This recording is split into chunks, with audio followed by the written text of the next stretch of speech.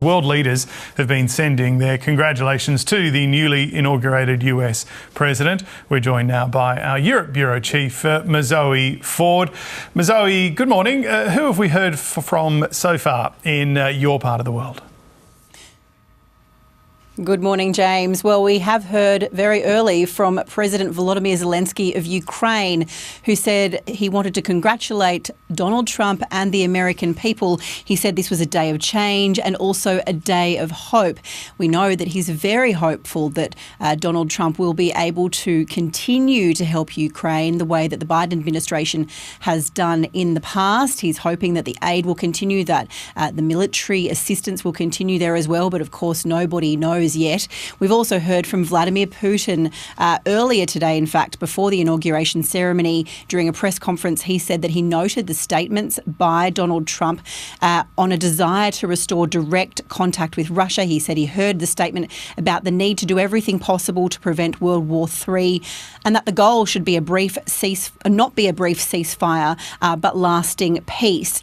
We've heard from Sir Keir Starmer, the British Prime Minister here, who offered his warmest congratulations and said that he looked forward to continuing the uniquely close bond between the US and the UK. He described the unshakable foundations and the historic alliance in his statement as well. King Charles has written to congratulate and also reflected on that enduring special relationship between the UK and the US, and a whole host of other European leaders as well there, James.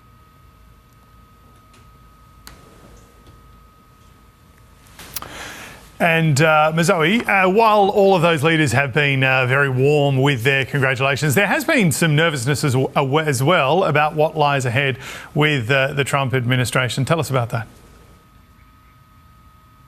Yeah, for sure, James. Ukraine is the big concern in this part of the world because people just don't know what Donald Trump is going to do.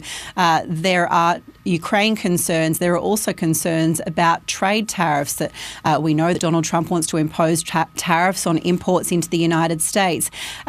It's a guessing game in this part of the world, around the world in general, but certainly here with Ukraine and with trade tariffs. European leaders have been trying to get together and figure out what to do, whether they can come together, whether they can lobby him separately. On Ukraine, we know Volodymyr Zelenskyy has met with Donald Trump on the sidelines of the Notre Dame reopening in Paris back in November, thanks to President Macron. So it's a guessing game over here. Everybody waiting to see what Donald Trump will do once he turns his attention to foreign policy, James.